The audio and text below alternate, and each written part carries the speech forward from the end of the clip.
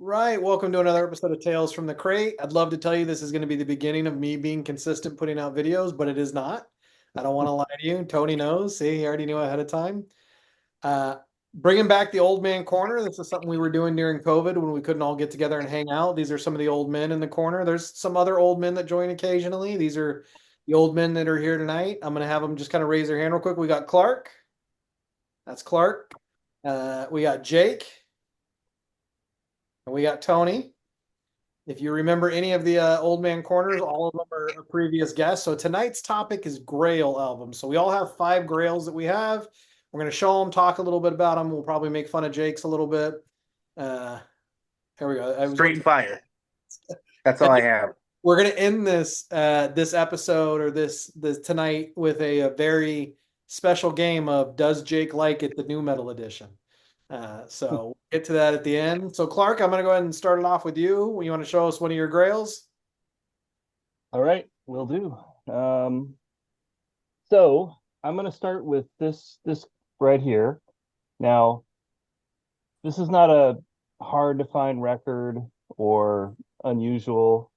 The reason why it's on my list is because when I first got into Iron Maiden, when they first came out, um, it became a really big deal for me and all my friends. I'm pretty old, so that was a long time ago, and we were, we were trying to soak up all this kind of stuff. So right after that, in 1982, I went on a backpacking trip to Europe with my best friend.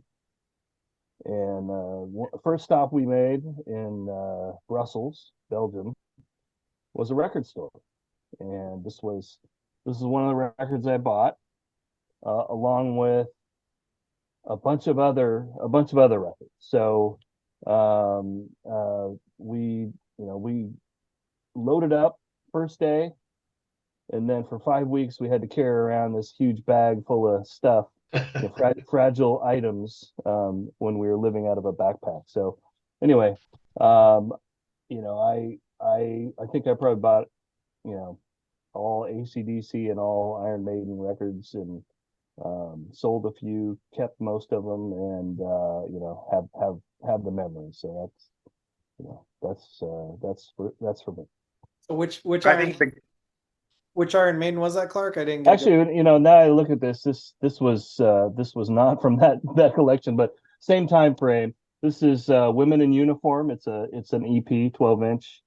It's This was a Universal's, was a store in actually in Santa Cruz, but same vein. We bought everything we could get our hands on. I think I had a lot of 7 inch titles from that time, which I don't know where they went. So for some reason, all my singles are gone from that era, but I still have my original, my original Killer, my original debut album that I bought in Belgium, and I actually had several of those original albums, and I think I sold them or traded them for other things along the line. But yeah, it was a great time, great friend, and I'm still loving the music to this day. it, is that is that the ACDC record behind you, Clark? Oh, you didn't see that? Oh man, that's some cold shit, I man. put that there for you, man. I'm sure that's going to be talked about later. It's a good last one, I'm sure. No, man, Clark's been riding me, man, for because of that record. Because I have all the Australian pressings except for Power Rage and Let There Be Rock, and he has that one. It just drives me crazy because Oh I've well, been I trying to get can't it I for can't call that. I can't call it a grail. You can, because I bought it when I was 15, No, that's definitely a and grail. it was Oh man, and you it don't know how was long I've been and it trying to was get just on a that. whim. I can't even remember to this day why I purchased the import version. I mean, I have the other copy, the US version too, but to me that was just the record I bought back then. But and I Yeah, didn't man. realize What copies of that? it was such a thorn in your side. So when I did, But so it's so hard for me to get. I had to rub it in. Yeah, dude, I'm with it. All right, Jake, why don't you show us your first one? Oh well. First, I really, if you ever want to sell that ACDC, let me know. No, But Yeah, I know where he lives and what time he goes to work. that's true. I've been to the man's house. You've been there. So my first one I'm gonna choose, it's actually four theoretically, and that is my Aquabat 7-inch picture discs. The dude that looks like Ashton Kutcher. Yeah. So these took me, I would say, collectively, probably about 6 years to get. Like, they are not easy to find, and there are only four of them. And these are all in really, really good condition. I was very happy to get them. And I would hate to disclose how much I'd spent to get all of them. It cost me a pretty penny because I had to get them separately. They were put out by the band on their record label at the time, which was Golden Voice, and they went bankrupt as soon as these came out. There were supposed to be 9 of them, one for each member. Rightfully so. Well, anyways, so they went under, and so they never got officially released. They did have these four, and so they would sell them at shows, and they had them here and there. They were never in stores. You had to know the band to get them. So they are extremely rare and hard to find. And I wish they would repress them and put out the other ones, because, I mean, some of these songs you can get on some of the regular albums, but a couple of the versions, they're only versions that are on this 7-inch. And so, yeah, it was just, when I got the final one, I was really just super ecstatic. And it's even I would show you my phone, but I'm on the phone. It's the cover screen for my phone is these records. So I'll be out somewhere and someone's like, "Is that Aquabats on your phone?" I'm like, "You don't even know the pain and sorrow I had to go through to get these." So It's just like that. well, I know a few What was people. that? I know a few people that are really into Aquabats, you being one of them. And I've tried more than once to kind of pick it up, and I even saw that they were repressing them. I was like, maybe I'll get them and try them. And I just, every time I stream it, I hear the shows are good. I think it's almost like, when you watch those movies when you're a kid and you love them and you try to show them to people, and people are like, "This sucks." This is amazing. I think you had to gotten into it at a relatively young age, and then there's the kid aspect. I have younger children, and it was something that we could all listen to and enjoy, and I wouldn't have to worry about what they're talking about, what they're singing about, the imagery. They had a TV show for a while. So we'd watch the TV show, and then we'd drive and listen to the records and stuff. So I would say more now, in the last 10 years, I've become more of a massive fan than I was before. And it is mainly because of that. It just kind of gives me a little nostalgia when my kids are 5 years old and dressing up like them and watching the shows. And so. That I can give you. What's that? Give you a pass on that, I guess. Well, it's just, as much as I love gore and I listen to Cannibal Corpse and, Mayhem and Morbid Angel and Brother Lynch. I love disembowelments and nun murders as much as the next guy, but I do appreciate a good family-oriented. A Weird Al's another top of mine. Massive Weird Al fan.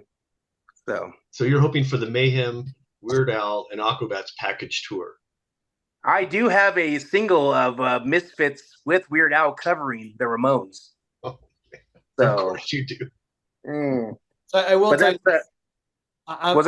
I'm not a huge Weird Al fan. I do find some of his songs kind of funny. I've tried to listen to whole albums, and what happens is there's a few songs I like and there's a few I don't.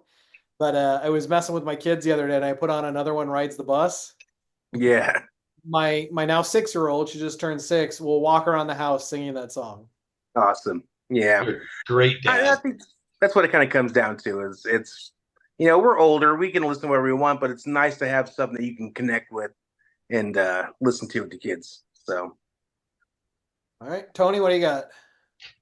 First, it's a CD. I don't know if that's breaking any kind of rules here, but back in the late '80s and early '90s, my buddies and I would go to Tower Records here in Fresno, California. We'd pick up Goldmine magazine, which was a tabloid-sized, super thick newspaper print collector's magazine, and the majority of that was advertising in small print for things like bootlegs and imports and things that you just couldn't find at your neighborhood record store.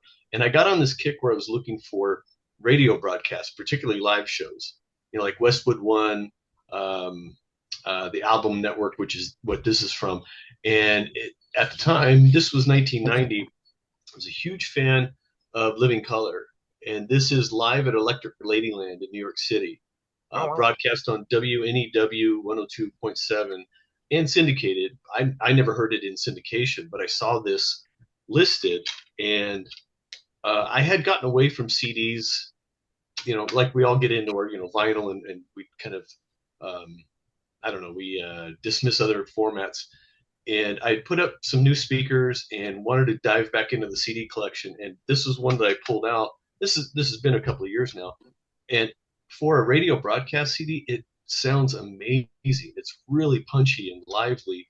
And again, it's recorded live in Electric Ladyland Studio. So I think the band was pumped for it and hyped up. They were riding high. This is 1990, so it's right around the time Time's Up was going to be coming out. And of course, it's so riding high on Vivid, one of my favorite bands. So I don't remember what I paid for it. It was premium back then, but I've since tried to find it. It's listed on Discogs, but it's not for sale. And I think it's because it is a promo, radio item. I didn't have time to do a deep dive, so I don't know if it's valuable, but it is to me because my friends and I played the shit out of it, and I rediscovered it recently. So it was just really cool.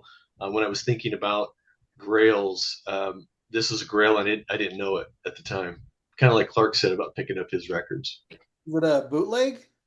No, it's an official radio broadcast. So back in all the way back into the 60s and 70s, when syndicated radio shows were broadcast, they were sent out to radio stations on physical format. And back in the 70s, LPs. In fact, I almost had an LP live radio broadcast today, again from Westwood One. And some of them would come in nice 3 and 4 LP box sets. And what the DJs would do, most of the time they would tape them, but the albums came pre-recorded with national commercials. And the DJs could transcribe the LPs to tape and insert local commercials as well. So when you were listening to a live radio concert, you really weren't. The national DJ would come on and say, "Let's go to a commercial break." You picture the band's taking a break. So, but anyway, yeah. So Yeah, this is some records. What's that? Oh, I have some records like that. The ones they would send out like in little red sleeves, Warner Brothers and whatnot. Yeah, So- yeah. It's just with the broadcast, the syndicated networks logo, and sometimes I have a couple with cue sheets. Like where the local, radio station could insert their own breaks, and it'll show, Dentine commercial, Coca-Cola commercial, and then I'm and then shocked the they haven't first line. released that on vinyl. I'm shocked they haven't released that Living Color on vinyl. Yeah, So- it's really, really good. I'm sure it's been bootlegged maybe on vinyl. I haven't seen it. Like I said, I didn't have time to do a deep dive. But anyway, that's got kind of a rediscovery, and a Grail that I didn't know it at the time. And it's just called Live at Electric Ladyland, or is it? Yeah, live from Electric Ladyland. You can see here it's from the Album Network, and that's a syndicated series of shows. I don't know if that's coming through. That's really Yeah. cool. Yeah, so it's official, but not for sale. And there's no cover. It just came as a disc. The cover, I kind of bastardized the cover to make a CD spine. That's the Westwood One. Nice. This was like the paper sleeve, and that's the Westwood One Radio Network's logo. So to put it into a jewel case, I kind of just cut it up. Man, That's so Tony. All right. just So- cut that You- shit up. You're still getting those. Well, not that you're getting the recordings from concerts and collecting those too. Like you did send me we went to see Living Color, Oh. and you sent me a recording of that show that you Yeah, when found. Either bands make them available for download for pay, or I go on torrent sites and find audience recordings. I love to have recordings of shows I went to. All right, so I'll start with one here. When I owned the record store, which crazy to me has been like 15 years now, 16 years, I think. 16. Wow. We were doing record store day, but it wasn't quite what it is now, and it was a pretty big gamble. And I don't think people understand that record store days for record stores are generally a gamble. Like for every non-RSD, like when we go to Tower District Records, he's still got a block of RSD stuff from over the years. And for every title you don't sell, you have to sell 7 titles, 8 titles to make Oh yeah. making $2-3 an album when it's new. When it's used, you got a better markup. And so, I mean, that's why a lot of places will hold the used stuff back, like cool used stuff, because they want to flood that out. You got to pay your RSD bill. And so we had taken out a fairly large bill with the vendor at the time. It was like $4,000, $5,000, which to me is crazy now because we hear some of the shops that we know that are spending 20, 30,000. And I can't, we couldn't do that kind of business. And record stores weren't quite what they were now. And so there was one year and this release came out and I ordered 4 of them and I got 2 in stock and I was going to take one and I was going to sell the other. And I panicked about the bill because I was on the hook for $5,000 and I panicked and I threw both out on the floor and they both sold. And I wasn't able to get a copy. And, at the time, like Discogs was a thing, but I wasn't using it quite as much. Anyways, one of the guys that bought it years later, I didn't even own the store anymore, contacted me and said, hey, man, and he was a good dude. Like we were friendly. Contacted me and said, hey, man, I'm leaving the state. I'm going to go. I think he's a firefighter now. And I want to say he's in a desert area. We're still like Facebook friends. He's a good, like I said, good guy. He said, I'm going to sell my records. Do you want kind of first crack? And I said, yeah, sure. And so I went through and I was able to pick up this RSD copy of the Chris Robinson Brotherhood. Oh yeah. From him that I had sold him that I wanted to take home because I was stressed about money. So this is the Betty's blends, and ever since then I had 2, 3, and 4. I mean, at the time I don't think there were 4 yet. I think I had 2. I don't know if 3 was out yet.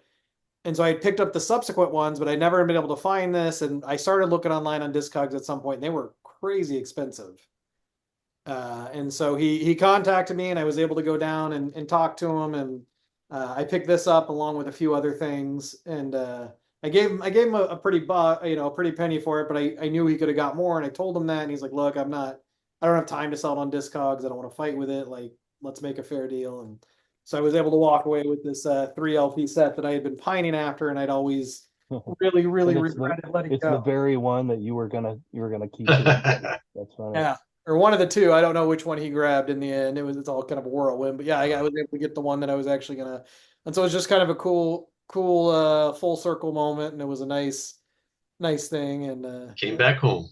And it's a really great album, and so and I've said this 1,000 times on the channel, and I know you guys know, but I had DJ'd some shows for the Chris Robinson Brotherhood when they were doing a residency in Visalia.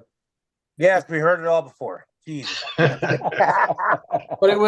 the band has changed a lot over the years, and it's no longer together. I mean, unfortunately, Neil Casal. So they're no longer around, but the band had changed a lot. And so this was the original lineup, the guys we saw, and they were still they were working out songs still when we saw them. And so it was kind of cool, and it's cool to hear that progression and then hear some of those elements live still that I think were dropped from the final album. So it was cool. It was a nice deal for me. I think I remember seeing that and looking at it at Rasputin upon release, and I think I balked at the price. Do you remember the list? I think it was 75, or was it more? Like $70. I want to say it was $70. Okay. Yeah. It wasn't cheap to start. Yeah, and when you do the per disc price these days, back then we weren't really doing the math, but it's like, well, 25 a disc or whatever. And Steve, who he'll be on future ones of these, and he's been on past. I guess he's the expert about Betty, as she is known. She does these, I think they're called matrix recordings, like board and audience kind of blended together. That's why it's a blend. Yeah. Am I right about that? As far as I know, yeah. Yeah, okay. Yeah, they're supposed to be great. I mean, honestly, I just listened to, I think, Volume 3 the other day. I happened to pull it out and listen to it. I really enjoy these. I think people look at Chris Robinson and they think the Black Crowes. This is much more of a jam band in a lot of ways. It's very Grateful Dead-y kind of. So it's nice just to throw on a side, let them jam for 2 songs, 1 song all the way through, 2 songs through. You kind of space out with them. I think it's, like I said, I always really enjoyed the band. So. I don't think I have every studio record, but I like everything I have. I honestly, I wouldn't say this too loudly. Definitely, I think there's diminishing returns as they continue to record studio. Nothing's horrible, but not as memorable as the first few. And I think they all have their moments, but you're probably right. I mean, there's probably a pinnacle, somewhere, but that's to everyone's taste. The latest record, the reunion, so to speak, I just haven't warmed up to it. I saw the tour for it and really enjoyed it, but that's those new tracks were sprinkled in. It wasn't all new. So we'll see. You're talking about Happiness Bastards, the Black Crowes? Yeah. Sorry. Yeah. Yeah, no, it hasn't hit me either. I've listened to it twice, I think, and I probably, it's one of those things where I'm sure if I give it a year and I go back to it, I'll be like, oh, I really like this. Why didn't I like it in the beginning? I think you sometimes go in expectant. Yes. Don't get what you want. And... Yeah, exactly. It's not what you want it to be, and or like in my case, a lot of times I'll say, if you see the show in support of an album that you're not super fond of, but they play a few tracks, sometimes the album kind of comes to life. All right, Clark, what do you got? All right. Well, so let's see. I got a few stacks here. So this is going to be like more than a one, but so you guys all know one of my collecting passions is Blondie. So I bought this record when I was a kid, probably 14. It's a bootleg, right? I don't know. Again, it's like the ACDC. I don't know why I bought it. I was into Blondie. She's pretty hot. But anyway, I had this forever. Never had another bootleg of any sort. But I started really digging into the collection. I probably have like 50 Blondie and Debbie Harry records now, and so a few bootlegs popped up, and I wanted to get them, but they're not super easy to find, and they're not really cheap. But I ended up getting a few of these. I got this picture disc. I got this one, and I got this Blondie live in the Starwood in LA, and all these were kind of Grail-y. I mean, I looked specifically for them. I had to search and end up buying them, mostly online, but I think one of them I found at a store. But this is a passion. So that when you're talking about Grails, it's something that you're searching for, and something that you take some time to find, and really this is for me, it's one of my collecting, like I said, collecting passions. So I don't know why. I just kind of clicked and started buying a lot of Blondie records. So because Blondie is amazing, that's why. Yeah, well, I mean, they're still putting out music, and it's still good. But really, the classic stuff is all, it's what I like a lot. But it's hard to fight that completist mentality when you're into an yeah, artist. I know that's I think you're the one that kind of introduced me to that term, and it's it's fucking me up. Sorry. I watched Videodrome for the first time in 20 years yesterday, or not yesterday. Oh, yeah. I totally That's a movie. Harry was even in it, which I know was dumb because she's major. James Woods in that too, or James Woods in it? Yeah, James Woods in it. It's a Cronenberg. It's an actual film, but it's cool. I think the last time I saw it was on VHS, so it's been a little while. Actually, it might be. I just watched VHS the other night. Oh man! Wow. Of course. All right, Jake, what do you got? I am having the worst time right now. The spot that I was at, my phone was dying. I had no charger, so I've been over here just trying to make shift and adjust. Oh, sorry about all the movement. Watching you spin in the corner. I'm sure somebody watching threw up. Yeah, they're just like, what the hell is this fucking guy doing? So here, I'm going to show something here. That, man, this is something I got as a gift from Bob. I was hoping Bob was on here. Bob gave this to me for my birthday years and years and years ago. And it's always been high on my list of things that I cherish and love, and and maybe I shouldn't, but I listen to it all the time. and that is my Black Flag loose nut test pressing. I knew that's Ooh, what that was going to be when you started talking about Bob. yeah. Yeah. So this was I think the first gift Bob gave me. He's given me a couple things over the years, for like birthdays and stuff. But what are you gonna do? But yeah, he gave me this, and it's just in immaculate condition. He had a pretty good price tag on it. I didn't think that what he had on it was worth it. I thought it was worth more. I can't remember. It was like 100 and something bucks. These things go for so much money now, and they were going for a pretty penny back then. But I have a lot of SST test pressings because like you guys know, I collect test pressings. I'm a sucker for them. But this is definitely one of my higher on the list test pressings that I have. Like I said, I have the original pressing of this too, and I listen to that. But I just love putting this on, and listening to it, and showing people like this is one of my favorite test pressings and one of my favorite records I have. Not my favorite Black Flag album. It's a good one. I do love it. I do enjoy it, and I do listen to it a lot. What is But definitely, what's that? your favorite Black Flag album? Damaged. Okay. Yeah, man. I mean, that's the first one people get into. That, and you know what? I don't know. My War too. I think I grabbed My War more, but I appreciate Damaged more just because that was like my first introduction into. I mean, I already listened to Henry Rollins. I knew who he was, and then I discovered Black Flag after that, and that was the first CD I got, and I was just like, Jesus Christ. That and Family Man too is really good. It's really experimental, a lot of spoken word stuff. Flipping So, in. but that's a hard. Fantastic too.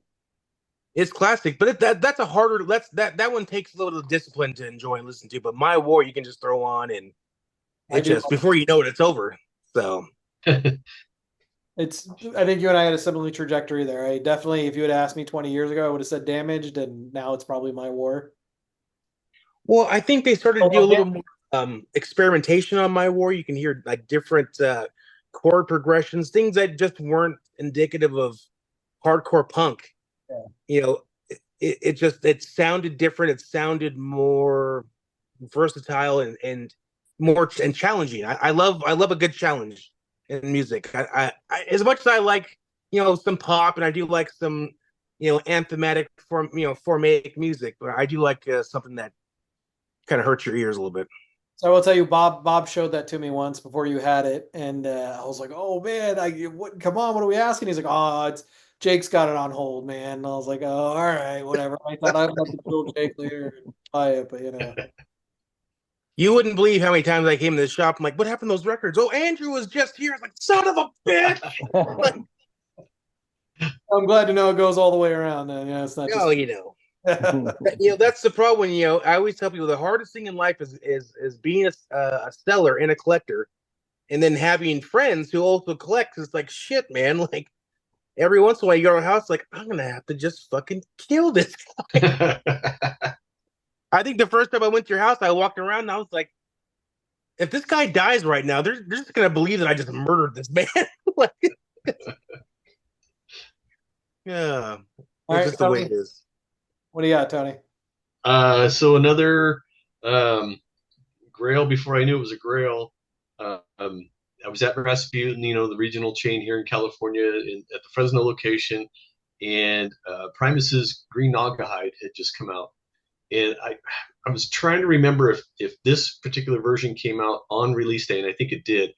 And I remember reading something online about them doing a independent store only release. And I thought, well, I'm in the neighborhood, I'll swing by Rasputin. I don't know if I had pre-ordered the standard version or planned on picking it up that day, but as I flipped through the racks, I found this Primus Green Nagahide Independent Store Day Edition, and you can see it's hand numbered. I don't know if you can see it's 705 out of 750, and I believe that's either nationwide or worldwide. And it's just the album, but it's all plain white. I mean, there's nothing. Plain white sleeves, plain white labels. You have to kind of know the album to appreciate it. And I had both for a while. I think Jake, I traded or sold the standard version to you. I was just listening to it like 3 days ago. No kidding. Like, oh, it's a really good album. It's really solid in their canon. Matter of fact, my wife Mary and I saw them on this tour on New Year's Eve. The Les Claypool in some incarnation, usually Primus does a New Year's Eve show in the Bay Area. It's for 20 something years straight, 25, 26 years straight. We saw them at the really tiny Great American Music Hall, and they featured quite a few songs from this album. So it's got a lot of special memories, and I play it, on occasion. I probably stream it more than I play it. But as I go through the record rack and I see this white spine with nothing on it, I'm like, oh, that's cool. That's the one. And again, didn't have a whole lot of time to research it, but I couldn't find a whole lot of sales information about this. Being such a limited run, I don't know if it's out there on the market or people like me are like just happy to have one. Did that come out? There was a couple bands that. Oh, go ahead, Jake. Go ahead. I was gonna say there was a bunch of bands that did that during that time, but I think that was the best one. The coolest band that did it, like the Spree. What's that band that's like 100 people in it? I forgot. They did one, and all these crappy bands did that. But then I was shocked at what? Widespread Panic? No, the guy from Trippin' Daisies. What? Polyphonic Spree? Yeah, that one. Yeah, they did one. Who else did? Well, there's like 4 or 5 bands I remember that did that. Put out like the limited indie run. I thought they were super cool. I bought a couple of them, but I didn't get the Primus one. So that came out after their Charlie and the Chocolate Factory one, right? I think they were around the same time. Yeah. I think the Chocolate Factory was the next one. That's the one I don't actually own anymore. I actually traded that to Bob at Tower District Records. It never warmed up. I think you like it, Jake, but I never warmed up to it. See, I like Primus. I actually just listened to Pork Soda the other day. Love Pork Soda. I never picked up Green Nagahide, and I thought it was, maybe I have my story mixed up. I thought I had tried Charlie and the Chocolate Factory and really didn't like it. And I was like, well, I'm not buying Green Nagahide then. And now it's one of those like you talk about it, guys talk about it, I'm like, oh, I gotta find a copy at some point. It's really good. I think it's, I can't remember the trajectory, but I think it's an album after a little bit of a hiatus. So it was kind of really exciting this is 2011, I believe. So it's really exciting to see a new release. Nice. All right. So I was going to show a jazz one, but I'll wait for Jake to come back because I think he's the only one that'll be interested in it. I was looking for my Primus record. So this is actually the most recent Grail I've picked up. I'll show the jazz one then, and Jake already knows I got it. I spent years looking for this, and so I've always been into jazz, and I kind of was into spiritual jazz, but I'd always been real dismissive of free jazz. And again, I was hoping Bob would be here too, because it was Bob that really pushed me into free jazz, and I started listening to stuff and getting into it. And he sold me this guy's second and third album, but I was never able to find the first. And I'm going to tie it to Tony here in a second too. I had a little bit of money, and I found a guy online that had one in France and was willing to cut a deal with me. And so I cut the deal, ordered it, and that's how it came here. But I spent years losing eBay auctions on this, and I just saw the price rise. Like what I was bidding max in the beginning was they were going for double, triple that in the last few years. And I was just like, man, and literally like 2 days after I order it, I got a notification that it was getting repressed for the first time ever. So it's Bakita Carroll's Orange Fish Tears. So free jazz, it's kind of like Art Ensemble Chicago, specifically this one, a lot of kind of woodwind and kind of percussion stuff. But it was released on the Palm label, and this Palm label, I believe, is only released in Europe and France. Never got an American release, and he has multiple albums after this, and I have 2 or 3 of them, like I said, that I picked up from Bob. But I think I kind of talked to Bob once, and I was like, hey, I'm looking for this, I'm looking for this. He's like, yeah, and his son, I think, had taken all those ones specifically, and from his collections. I was like, come on, Bob, you love me more than a son, which turns out he didn't.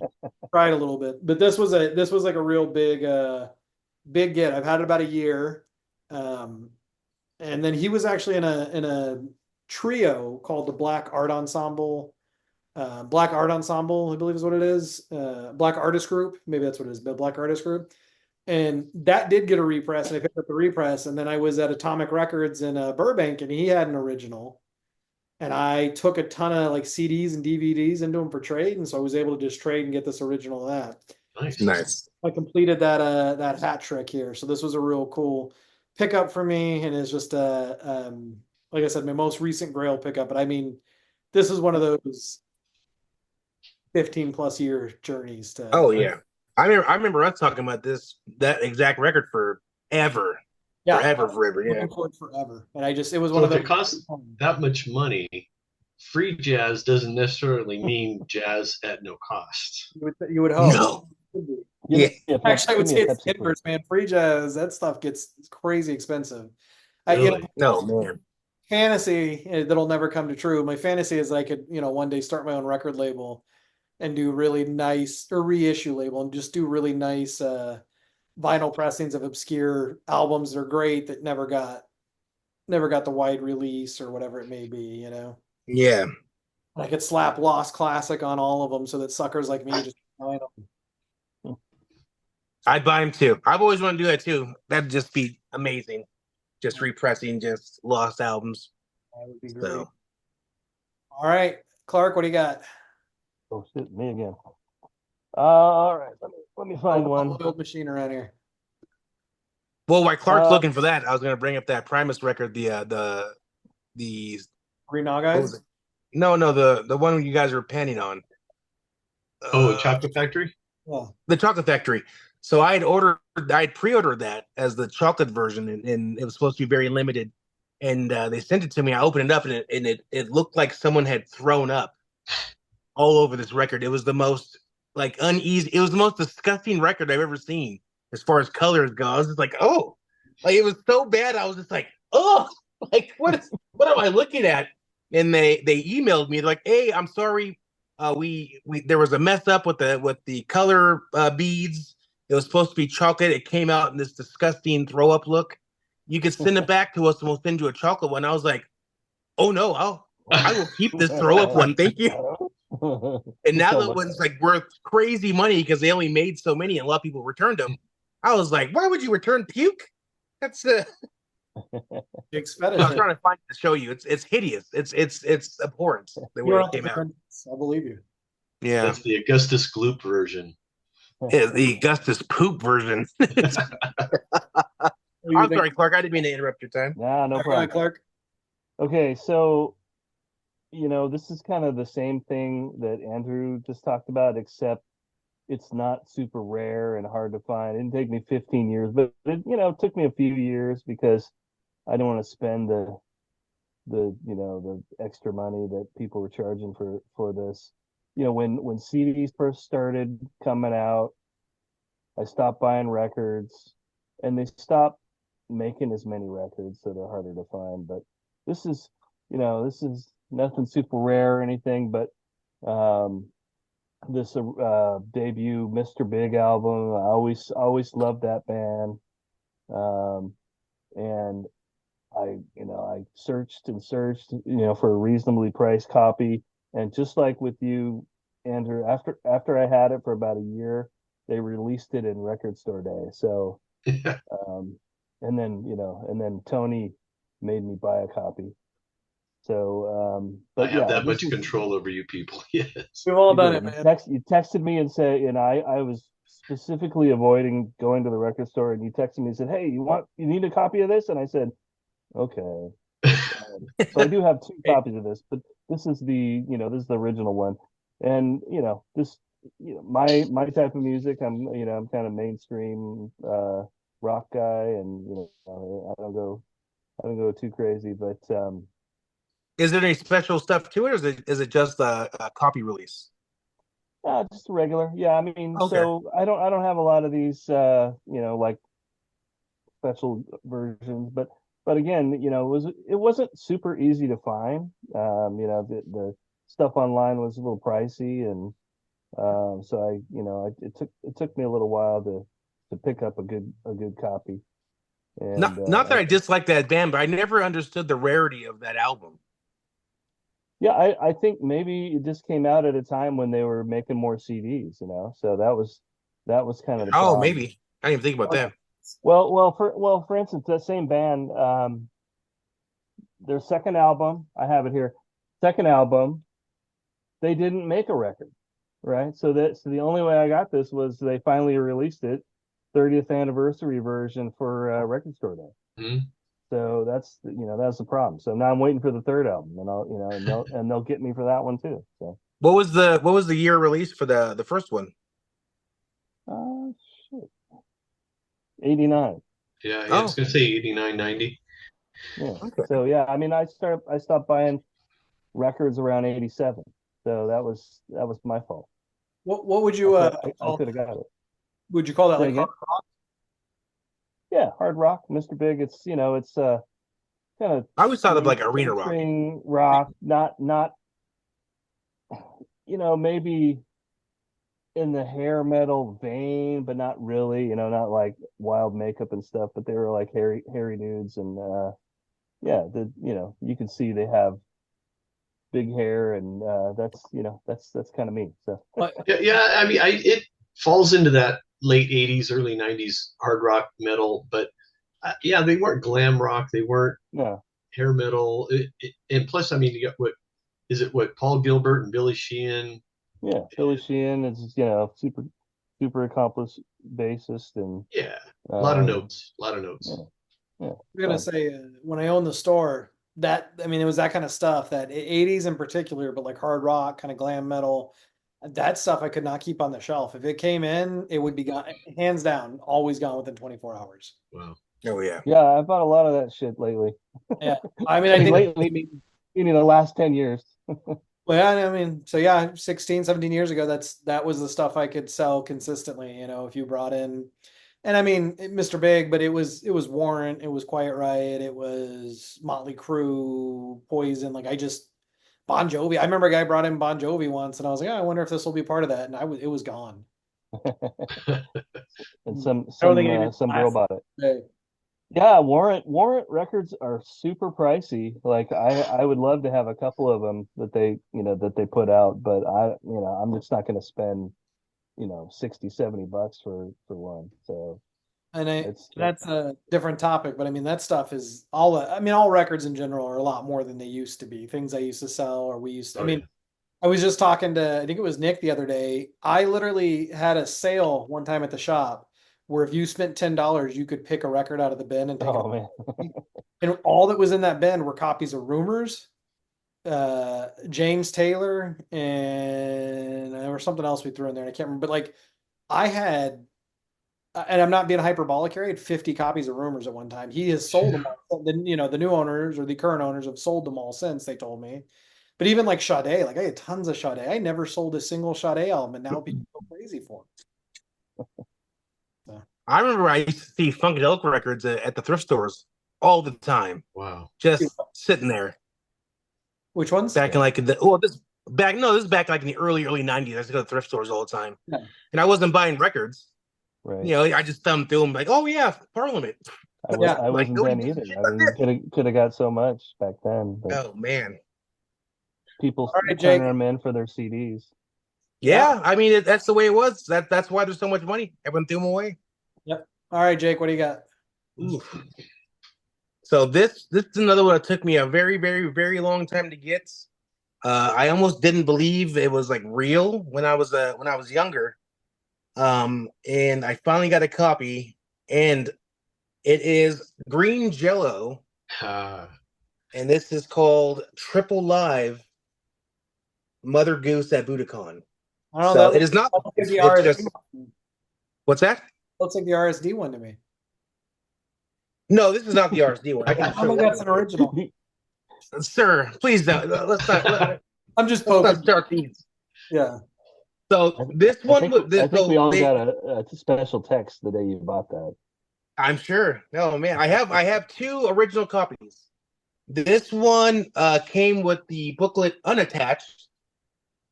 Most of them came attached. The reason why this one came unattached is because this one is actually the white label promo, which they only made about 20 of or 25 of in the world. And it came with the white, with a stamp, and it came with the sleeve stamped up. So when I found this, I called Bill, the singer of the band, and I was telling him what I found. And he's the one that told me, he's like, oh, that's technically a test pressing that we got when we made it. They only made like 20 of them. I'm still here. I'm still with you. So they only made about 20 of them, or 25, he said, at max. And it's one of the hardest things to find, green Jello. They actually have a single that they have called Let It Beat, which they put out before this, and that is actually the hardest thing to find. This one's, I think, worth a little bit more. This particular one, anyways, but I don't have that 7-inch, unfortunately. I have the reissue, the repress 7-inch that came out when they redid, or they put out a live album about 10 years ago, and they made a reissue of it. So I have a reissue copy, so that's kind of cool, but it's not, not original like I like. So Did you find that in the wild, or was that an online purchase, or? this was an online purchase. It took a very somebody had it, and it was a lot of wheeling and dealing, and finally they just kind of needed some money, and I was like, "Well, hey, I'll send you this much money," and they're like, "Deal." And I was like, "Oh shit!" Like, I didn't expect them to say. It's one of those like things you throw out there, like, "Yeah, they're not going to take this offer," and then you got to go to the bank and be like, "Oh shit, I really got to come up with that." So, but yeah, it's I love having it in my collection. I show it up all the time. I'm in a lot of like green Jello. I'm a massive green Jello fan, as you guys know. So I'm in a lot of green Jello fan club things, and I'll post it every once in a while, and people get all, "Oh my gosh!" It's like, "Oh yeah, I'm that guy." How big The are guy those that has Green it. Jello fan groups? Oh, huge. Oh man, you would be surprised how big that band really is. They have an online museum now, and so they've been showing off a lot of their stuff. I mean, they are the first to do a lot of things. A lot of people dismiss them as being like a one-hit wonder, but they were the first band to do a video game soundtrack, which was for Spider-Man's Carnage. They were the first ever band to do that. They were the first ever band to put out their first album as a VHS tape. They were trying to be a non-record band and only put out VHS tapes. That's why their actual first album is called Serial Killer Soundtrack. Is because the movie is called Serial Killer, as in cereal, like edible, and so it's called the soundtrack to that movie, and that's why it's called that. So, but yeah, I mean, their connection with Tool is a huge thing. Basically, Tool was made out of green Jello. Tony Carey was an original drummer for Tool. James Keaton was one of the backup singers for Tool, and they just left and started their own little band, and that became Tool. Their first, what's that? Backup singer for Green Jello. Yeah, he was a backup singer for Green Jello, and then their first show they opened up for Green Jello. Their first recording was done at the Green Jello Lofts, and they used Green Jello's producer, which was Sylvia Mancy, to record their first big album, Opiate, and Undertow. I Wow. can actually Good pick up knowledge. the RSD releases they've done based on They're pretty good. Yeah, I enjoy them. Yeah. Yeah, cool. I have all the reissues that they've done. I think that because they just did Music to Insult Your Intelligence by, so I got that one. So Andrew, when you asked how big the groups are, the fan groups for Green Jello, I think a lot of people mistakenly join because they're big fans of the gelatin dessert. Oh, yeah, that makes sense. No bake Jello desserts. And green, lime is the best. I mean, I know it's a controversial choice, but those lime guys are die hard. Those lime guys, they know what's going on. All right. So, Tony, what do you got? Well, this was spoken of before. We've all been through it. Clark mentioned it. Andrew, you mentioned it. I'm sure Jake's been through it before. An online purchase. After just dragging my feet and loving this band so much, I just said, this is a reasonable price. I think if with shipping, I think maybe it was $80. Tin Machine 2, and I was really happy to have it. It sounds great. It's in great shape.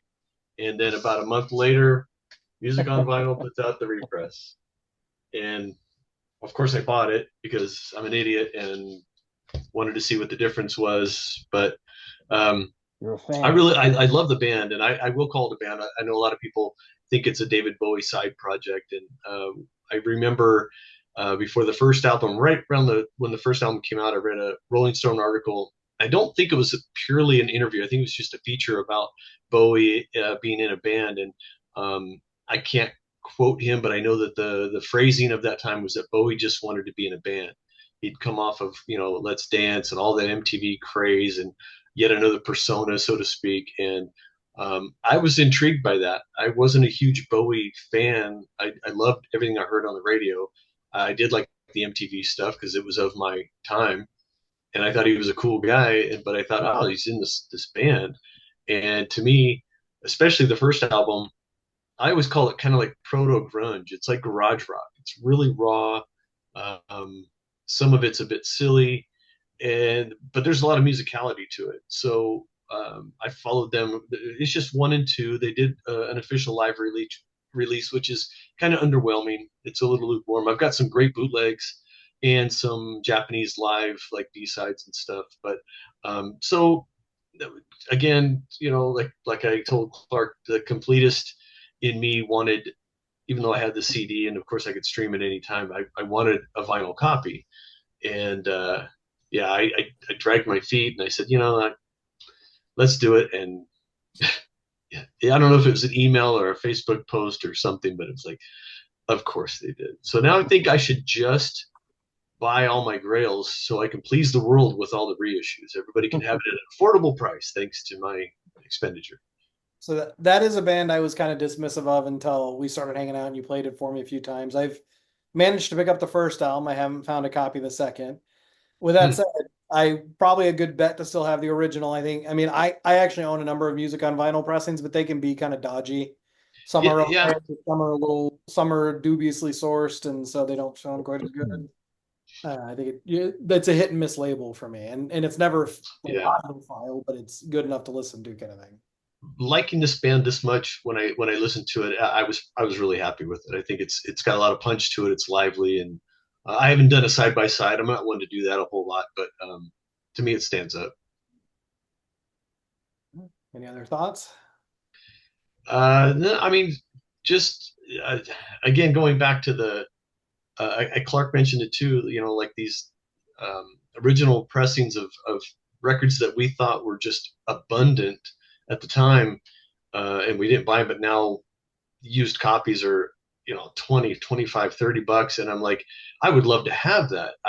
Or my buddy had it, or we played the hell out of it at parties. But when it's readily available in other formats, and I know that's a tough thing to digest sometimes when you love physical format, but if you can stream it, or if it's played all the time on the radio, it's really hard to plunk down for a physical format. I will say too about the first Tin Machine album, my copy that I have, I'm pretty confident I paid $2 or $3 for used soon after, because I had the CD upon release, but I bought it probably at some place like Streetlight in Santa Cruz. For nobody was buying vinyl. You could just, I was just stockpiling $2 and $3 records. And I don't know. I haven't researched it now, but I imagine it's up there again in that $20 to $30 range. I think I bought it. I think I bought the used copy for 20 or 25. Okay. All right, so I actually had a different order, but I think based on Clark's share and Tony's now share, I'm gonna call an audible and I'm gonna change order of mine. So I did the same thing. This seems less impressive now, I think, because it is more readily available, but for a long time this was not readily available. This is an original copy of Facelift by Alice in Chains. Nice. So I started buying albums and vinyl in the 90s. Raging Records here in Visalia, who was no longer owned by the guy that owned the Fresno one. It had sold multiple times. They started selling records, and it was the same thing, $2, $3 albums. And I was in like middle school, high school, and I thought, I want to hear all the Beatles albums. I want to hear all the Rolling Stones. Like, I knew these were things I should listen to. And CDs were like 20, $25, but I could buy the album for $2, $3.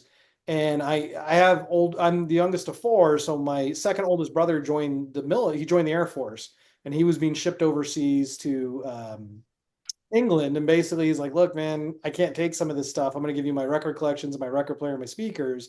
I really wish I think he took his record player and speakers back. He had a real cool kind of setup, but I was able to keep his records, and he only had like 10, 15 records. Kind of started this, like, I'm going to buy these things. And so probably late 90s, early 2000s, I kind of made a decision that I wanted to buy some of the 90s albums that I really loved.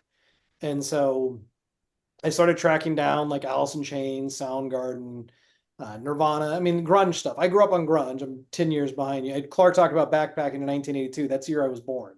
So I'm a little behind you guys on that curve. And I think everybody loves kind of that music. I was born in 1980, man. I'm not that far. Come on. My Danny, who's joined us a few times, my buddy that kind of lives far away, is he told me once, everybody loves the music they first got horny to. It's that idea that like you what you grew up with. I remember him saying that. This is what I grew up on. And so much like Clark's 1989, 1990, this actually wasn't released on vinyl originally. It was only sent to European and South American nations as radio promos on vinyl. So I forget what this is. I want to say it's a South American pressing, maybe Brazilian or something. Might be European. I'm Brazilian. I have a Beck one, the same thing. Yeah. It might gold. Be British too, because they did. Really, I don't remember. I'd have to look. I'd have to go through the whole process of looking it up on Discogs. Yeah. Germany, UK, or Brazil are the only ones that had grunge. Yeah. And so I was lucky to pick up a lot, and then actually Bob, who was not here again, did that huge grunge buy. I don't know if you remember, and I was able to fill in all holes with that. Like I was missing a Soundgarden or two. Oh, picked them up from Bob. There was actually an Alice in Chains. I only had a bootleg of the self-titled with the three-legged dog, and I was able to pick up original from Bob, trade him the bootleg. And anyways, so I bought 2 copies of this, and I returned the first one. So the first one I ordered came with a giant like lump in it. Like it looked like it had been sitting on the edge of a seatbelt. And it just had a giant lump. And I messaged the guy and I'm like, hey man, it's got this giant lump. And he's like, yeah, it doesn't affect playback. If it doesn't affect playback, it's still very good plus. And I was like, well, my needle can't track it. It's a huge lump. I was like, I'm returning this. And he kind of fought me and I had to open a PayPal case. It was an issue. And there was only one other one for sale on eBay. Because again, I wasn't quite using Discogs at this time.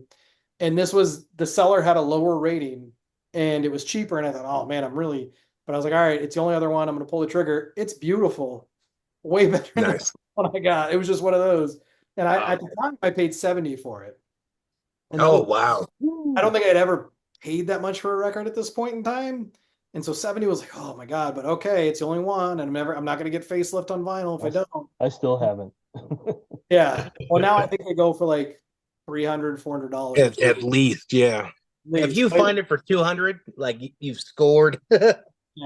So this is my original facelift, and that's kind of the story behind it. And I'm a grunge guy, so what can I say? I do love it, and yeah, there you go. Great record. Not my favorite Alice in Chains record. No, not really. The older I've gotten, and I know this is going to sound crazy, Jar of Flies is probably my favorite Alice in Chains. Well, that's an EP, sir. Oh God! When you buy it with SAP, it comes in that too. When you buy it on vinyl. It's a double EP, sir. But it's probably I don't make the rules. Notice I said record. How old was Andrew when I saw Alice in Chains? Probably 8. Yeah, probably. He was a nut stain. No, but no, Jar of Flies is definitely what I listen to a lot from Alice in Chains. But I would have to say self-titled. I listen to, that's my favorite. I love Dirt. The problem with Dirt with me is they played the shit out of it. Out of the main songs, Rooster, Them Bones, I can go my whole life without listening to those. It still has some great tracks on there. Them Bones, I love, is a phenomenal song. But self-titled, that whole album is just so much more darker and dense and just depressing more than their other releases. So I had to share a room with my older brother, and I literally grew up with a Dirt poster on my wall that was his, like the whole time I was a kid. Kind of freaked me out when I was pretty young. I didn't quite understand what it was, but my memories of Dirt was the first time I heard it in total was on my wedding day. My best man had come to pick me up, and I guess he was a little bit absent of the importance of the day because he was like, you got to listen to this. You got to pay attention. And I'm just kind of like in the passenger seat wide eyed, like, oh my God, What's happening? Don't fuck this up. Just just say your lines and get out of it. And he's I lose the virginity now. Well, when they say, do you, Tony, you ended up breaking out with Them Bones. So. But of course, later I warmed up to the album and went, oh, I now understand what he was trying to tell me. But I agree with Jake. It's like all, well, not all, but some great albums just get just ground into the dirt, no pun intended. And sometimes if you put that away for a while and you haven't heard something on the radio and you revisit it, you can't hear it for the first time ever again, but it does pop back. Well, I think along those lines, I've shared with you guys before that I love Thin Lizzy, and I can't listen to The Boys Are Back in Town one Oh day. yeah, yeah. I can listen to that song every I day. play the I love album that. plays, but I like that's the only Thin Lizzy song you ever hear on the radio, and they play it ad nauseum. And it's No, just, they play Jailbreak Jailbreak. once in a while. I don't Yeah, know. when it's I two have for never Tuesday. heard Jailbreak on the radio. When it's 2 for Tuesday. That's I don't it. listen to the radio. Jailbreak, I prefer that song now. I can't, and it's gotten to the point where I can't tell you whether I hate the song or I'm just tired of hearing it. It's funny because that song really is like overplayed to death, but every time it comes on, I'm just like, well, radio up. Like I love it. That's always been one of my, I would say top 5 bands, top 10 for sure. Thin Lizzy, top 5. It'd be a fight. It'd be hard pressed to nail down the top 5, but they would be a contender. I fucking love Lizzy. I don't want to go too far off track here, but I think what's interesting about Thin Lizzy, at least for this group, is I guarantee you the 5 albums I like are not the same 5 albums you like. We definitely have some overlap. Like Jailbreak's a great album. Bad Reputation is a great album, but my favorite stuff, I like Vagabonds is my favorite Thin Lizzy album. See, I would say Nightlife is my favorite. That doesn't shock me. I mean, that's what I'm saying. Such a wide range, they can pull in different people, and then all you ever hear on the damn radio. Yeah, it's sad because that band they had so much to offer, I should say. And did you pick up the latest RSD live thing they did? No. Oh man, it's good. I did. It almost sounds not live. It sounds so crisp and clean. I know Steve played it when we were hanging out. I did pick up the reissue of Vagabonds they did, not the box set, but I bought the 2-disc edition because it had Cruising in the Lizzie Mobile on vinyl and disc 2. Oh, nice. Something I've only had on CD box set, and I think it's a cool song. So I was like, well, why not? Why not buy it on my own? I think 2 copies of. I still need an original self-titled. I don't have that. I have an original British self-titled, and then I have an American, but the American with the the girl laying sideways in the little motorcycle. It's a little rougher. It's just the only one I've ever found. All right, Clark, let's hand it back over to you. What do you got? All right. I got a few here that none of them, I don't know if any of this stuff is in the Grail category that you guys have. My record collection a little different. But this record is, it's not rare, but this is an old Scorpions record. I was introduced to the Scorpions not from this, but from the Tokyo tapes, which was live and it had a lot of stuff on it. I love Tokyo. Then I went into kind of the 80s stuff. That actually when in that Europe trip I picked up a lot of Scorpions too. But this record, I didn't have this. I had it on tape. I probably taped it from somebody's record or CD or something. But so I didn't have it for a while, and this isn't the rare one where you see more of the girl, but for me, probably good. This is something I sought. I sought after. Unlike Virgin Killers, yeah, the Virgin Killers. I have the one with just the band, but I sought after it. I really wanted it, and so when I picked it up, to me, maybe not a Grail, but definitely maybe my favorite Scorpions album. So that's one of the reasons why it's here. I mean, all that 80s stuff. I mean, I was super into them. There's like a trilogy that was kind of for me, that was my time going to concerts and stuff. I saw them, half a dozen times, but this predates my my original discovery of them, and I really wanted to find it, and this is something probably the one I listened to the most out of all those Scorpions records. Those early Scorpions have gone up in rarity and price, I think, in the last few years. Oh yeah, especially in trance for sure. I would have to say my favorite Scorpions Blackout. Yeah, I love that Yeah, album. that album is Yeah, well, just that's so for me. Yeah, I mean, all the Blackout and the couple before it. That's Animal really my Magnetism. my Yeah, prime time for concert going. love it My first Sting. Oh late yeah, mid to late teens. It was really I saw them a lot during that time frame, and but going back, and searching out something like this was, more of a recent thing, and really wanted to find it. So that's why I said Let you me know, ask you this, Clark. Maybe you've had the same experience. Sometimes, you jump into a band's career based on whatever age you are, high school, probably, like Andrew yeah. says, when you first start getting horny. And, you love it and you love the I next was record. born horny. It shows. And yeah, so you decide to do your homework, right? And you're buying albums at the nice price, going back in the band's catalog. But sometimes, in my experience, they just don't hit me right because they're not what I want it to be, and it takes me years to kind of appreciate a band's earlier output, like the Scorpions or even Judas Priest. Because it's not in Priest's example, it's not Screaming for Vengeance is where I jumped in, and Right. and so prior Yeah, to rock that, and roll is definitely not screaming for yeah, vengeance at yeah. all. But I can appreciate it now. But it took me years.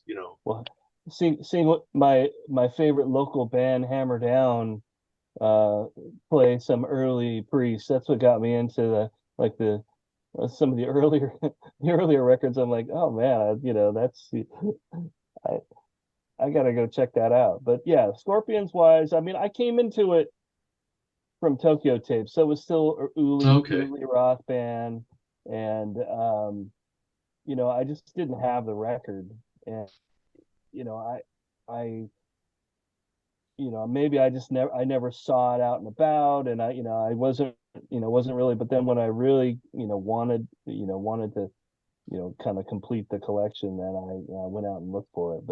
But yeah, I mean, seeing recently seeing Uli play, that kind of he plays a lot of the old Scorpion stuff. It's fun. I mean, definitely, that's why maybe another reason why this is kind of what I like to listen to now more so than Blackout, because like when you're saying, I forget which record got played to death. I mean, for me, I probably played Blackout 250 times, right? Oh yeah. So it's a little played out for me just personally because I've heard it so much. I'm Yeah. with that.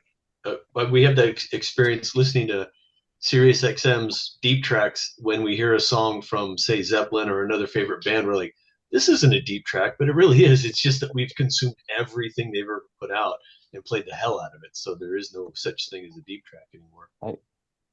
I guess I don't have to have Sirius XM because you guys always talk about it so much. I could say I heard it. It's been heard for sure. All right, Jake, what do you got? Well, first, one of my favorite Scorpion stories is when I first got Worldwide Live on cassette, and I put it in. Mind you, I was already a massive fan, but I've never heard them live. And then I heard him talk, and he was like, "Oh, hey, look, California!" Classic. I didn't know they were like from a different country, and he had that high. I was like, "Oh man, I think my tape's messed up." But anyways, so this next one, this album is a Grail upon Grails. I've showed this to you guys before, and I have brought it to some of the spin parties at Tony's house, and I post about it every once in a while. And this is a album called or a band called Corpus and Creation a Child. So this is 1973 original Acorn pressing. I wish it was in better condition, but I don't think you could find these in much better. I would like to say it's VG plus, but I mean, under a microscope, it's probably more VG. Has a couple pops, couple cracks. But it was a private pressing from Texas, and like there's books about this album. Like if you pick up any type of like psych rock book, they bring up this album. It is talked about ad nauseum in a lot of different record groups. It was one of those records that like everyone was looking for it 30 years after the fact. 30 years after the fact, I was lucky enough to get this from my buddy Don. And I told you guys the story. Like, he just posted it one day. So this exact one Bob had at the shop for like $900, and it never sold, obviously. And somehow the guy, it was a commission job too, and so it went back to the guy, and then Donnie got a hold of it, and he put it on Discogs for like 100 and like something dollars. And I just happened to be on there, and I happened to look in his thing, and I called him. I'm like, "Is that the original?" He goes, "It is." I'm like, "I'll take it." And so I went over there, and I kept calling him. I'm like, "This thing is worth so much more money than what you're asking." He's like, "Oh, I just don't want to deal with it." And I was like, I know, but it's worth ridiculous amounts of money. This, what you're asking for it is pennies compared to what this album sells for." And he wouldn't hear it. So I paid him the money, and to appease my own conscience, I brought him like a stack of like records worth at least probably $1,000. I'm like, you have to take these records. Like, just take them. It'll make me feel better, because this thing sells for like up to 1,800 or 1,400 bucks, 1,500 bucks, So, and in amazing condition. This one probably, I'd say, in the $900 range. But yeah, this is probably one of the rarest things I have in my collection as far as something that's been commercially released. So, I did pick up the Karma repress based on when you played that. oh yeah, I remember taking it to Tony's, and it's funny because I remember Never Tony. gonna find He's an like, original, you know. "Oh no, it's almost borderline unless you want to drop like crazy money." And do I think this album is great? I do. Do I listen to it a lot, and probably more than I should, based on its rarity and price? I really do genuinely enjoy the music. But if I didn't have this and I saw it for sale for $900, I wouldn't be like, "Oh, I need to get this." You got to know what that is to spend that much money.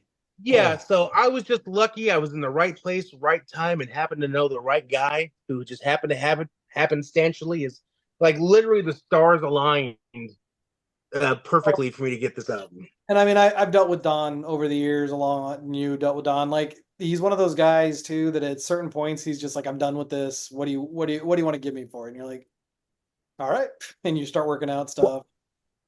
I really think what it is, because Don doesn't even sell on Discogs anymore. It's because he got tired of dealing with people like Andrew.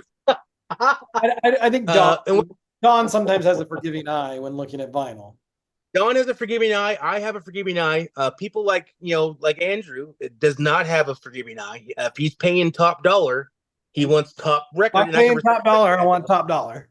And I respect that that's a wholeheartedly. problem. And I think because of its VG plus condition, he just didn't want to deal with it. He just wanted to get rid of it, and he was more happy that I took it than anyone else. And I was like, well, I mean, like I said, I appeased myself. I couldn't just pay him like $180 and be like, "Thank you."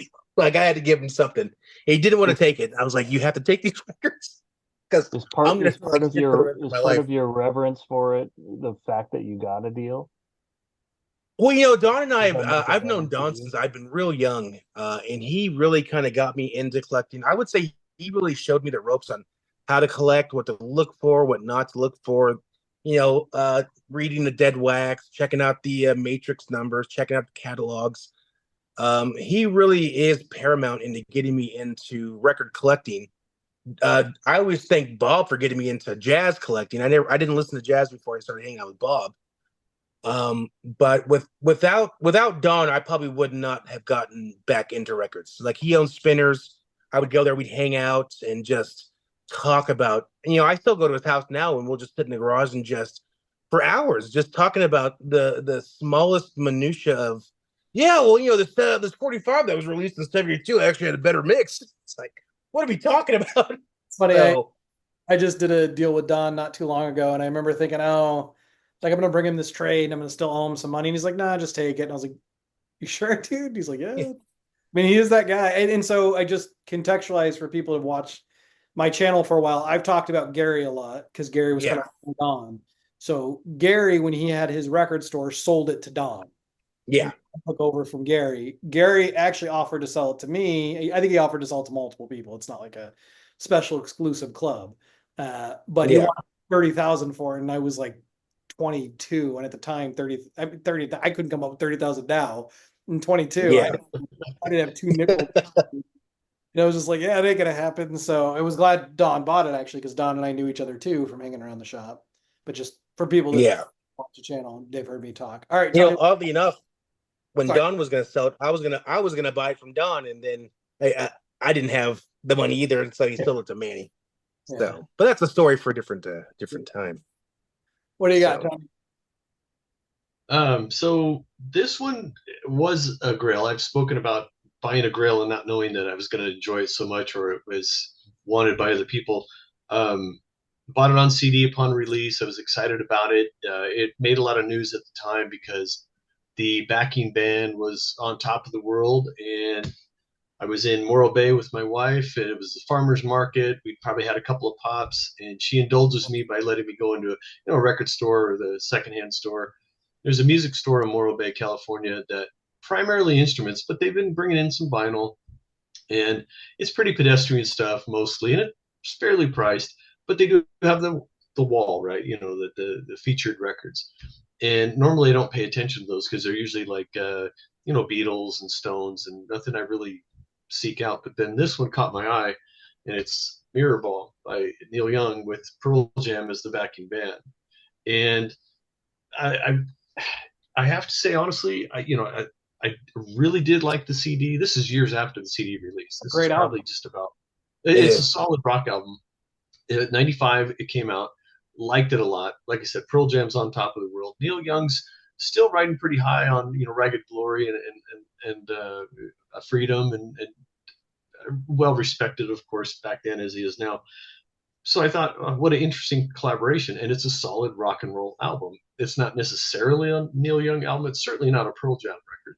But so when I saw it on the wall, I don't remember if it was priced, but I asked. The guy wanted $140 for it, and I didn't go onto my phone. I was like, you know what, that would be a really nice record to have. So I offered $100.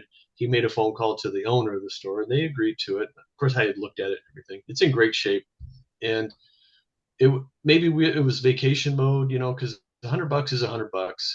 But when you're on vacation, that's dinner and a few beers, or it's let's do that thing. And One hooker, yes. one. Oh, you don't get the twofer? Oh, yeah. You don't see the hookers I do, sir. That's right. I like the women kind. I already know So- this group, Anyway, it was my first and maybe only $100 record. But I don't really view it as a super expensive record. I'm just really happy to have it. And like Clark said too, it's probably not rare, so to speak, but it was made during the time where I think vinyl pressings were a much lower run than CD, and I think streaming had started, or certainly digital downloads had started. So just a impulsive buy. When we get around to doing true Grails that we don't own, there is a companion piece to this record that I'm really, really interested in finding. Which one? It's a Pearl Jam EP, which is from the same sessions from what I understand, but it's under the Pearl Jam moniker. As far as I know, primarily on CD, which is readily available, at a premium, but apparently there are some vinyl copies of the EP. It might have been Pearl Jam fan club stuff. I don't know, but I'd be really happy to have that as a companion piece. Yeah, I really don't know where that 90s Neil Young stuff is on repress. He's been putting out copies of Stars and Bars again. And I'm like, where's Arc Weld? Where is Mirrorball? Like, where are they? I know he's done some with box sets. He's He done has one done box box sets. that went and included Ragged Glory, but it was like Freedom and Ragged Glory were the two that. And where's the next one? I want the next one. I want the 90s stuff. Well, Tony bought the mirror ball, so it should be coming out. Yeah. You're welcome. I got a copy of Chrome Dreams from Neil Young, and that's like late 90s or 2000s. Dreams 2 though. Chrome Dreams 2. There is no Chrome Dreams. Well, there is now because he's released the Sessage. The last. Oh, did he really? Yeah. Oh, okay. Now. So One thing I noticed about his contemporary releases during that time of the early 2000s, where they were very expensive in my mind. Not just your $22 list price. They were coming out at like $45 for a single disc, and I didn't really understand that. He's always So it was sort of like, Final Man's even more expensive when it comes out. Oh yeah. He's I know always, some of his later ones, like the 3LP pill or whatever it was, Pill. like $90. And I was like, God damn. Yeah. That's because he's not making that Spotify money no more. I picked up a repress, and I don't know if the represses are still readily available, but I would highly recommend his album, his soundtrack, Dead Man. Oh God, yes. Dead Man is a Jim Okay. Jarmusch film, and it's a Western. It's Johnny Depp. It's a great movie. Johnny Like, Depp. I like Jim Jarmusch. And Neil Young does the soundtrack, so it's like Neil Young guitar, but in this like kind of spaghetti Western. Okay. Really experimental. It's real. Yeah, I'd love to get an original pressing of that. So, Yeah. All right. So mine, so kind of going to what Jake said, like you meet these people that are kind of instrumental in helping you collect records. And I genuinely don't think the kids that hang out in record stores today realize how drastically record stores have changed in the last 20, 30 years. oh, You yeah, know, yeah. when I went to when you went to a CD record store in the 90s, it was fine. It was normal. But when you went to just record stores, there were different kinds of guys. There were audiophiles, they were music nerds, guys that were going to trade over their collection. They were older. So I was always the youngest guy hanging out in these stores. So I'd go to Spinners when Gary owned it a lot. I went to Spinners a lot, and my last run will have to do with Spinners. But I would meet these older dudes. I met Don, I met Rich, I met, Pat. I met these older guys that would hang out there. And it was cool. Like I made friends with these guys, and I was 16, 17. And I remember like trying to turn them on to some music, and it went, some of them dug some what I threw them, some didn't. And so I hang out in these record stores, time's going on, and about 10, maybe 12 years ago, this guy Rich, who was another patron of Spinners but was much older, calls me and he's like, "Look, man, I'm getting rid of all my records. I'm going to be at this sale. Come check out what I got." So I drove to Fresno, and it was in the Tower District. There's they used to have like these parking lot sales kind of down by the Tower Theater. And he had a booth, so did Gary. I always went because Gary would hold stuff for me. And, he had some cool stuff. I picked up a few things from him, and he's like, "You know what? I got everything else at home. Why don't you come before the next sale and come and pick through?" And I was like, "All right." So I went and I picked through, and we made a deal that if it was still priced, if it still had the price on it, I would pay the original price he paid for it. Or if we knew what he paid for it, that's what I would pay. Otherwise, we would look it up and we'd come to an agreement. I didn't always pay him top dollar for stuff. Like we agreed on different things. And so I left with the stack, and I felt pretty good. And he called me, I don't know, 6 months later. And he's like, "You left some really good stuff. I think you should come back." So I went through, picked out some more stuff. We made an agreement. And then he's like, what will it take to just get you to take all the rest? And I said, "Oh." I said, "Yeah, I don't know, man." And so we worked out a deal, and he actually let me like post-date him some checks. So I just cashed a few checks for a few months that he just kind of, when I got paid. And that's actually how we met, Tony, is I took the excess of that collection because I didn't have the store anymore, and I started doing those record sales by Bob. Yeah. There. So one of the things I picked up from him, and I don't know, I never would have found this otherwise, was this really beautiful copy of Funkadelic's Maggot Brain, which was already one of my favorite albums of all time. Like I love this album, but the reason this one's so cool, like the first three Funkadelics, and even I'll throw in the fourth one I love, But the reason this one's so cool is this is actually a promo copy of Maggot. Nice. And it is beautiful. It is a near mint, beautiful copy. Like I've played it like twice. I have another copy of Maggot Brain. That's my player copy. I don't play this one because it's just, it's flawless. It's really a beautiful copy. And I was able to take this away, and it's just one of those, the house is on fire. This is one of the things I'm going to grab as I run this promo copy of Maggot Brain. And you've seen, I think we've all seen this at another local shop recently with the cover beat up and pin on it. And oh yeah. And it's going for like $300. And that one, it's crazy.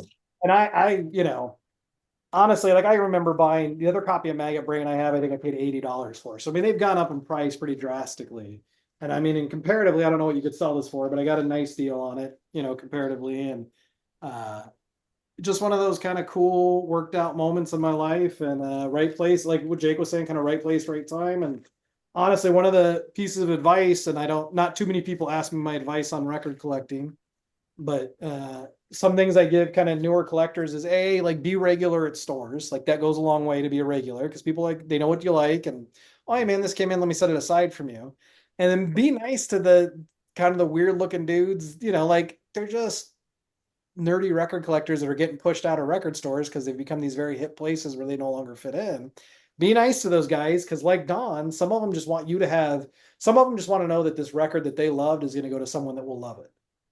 And 1000%. if you get it for I believe free, that. you'll get a better deal for it. And they just want to know that somebody who's going to care for it and, baby it will take it. And so that has worked out for me a lot in life. And this is one of them. I also managed to pick up like the 3 original British pressings of Nick Drake albums. I mean, like it was a good deal for me overall. Yeah, damn.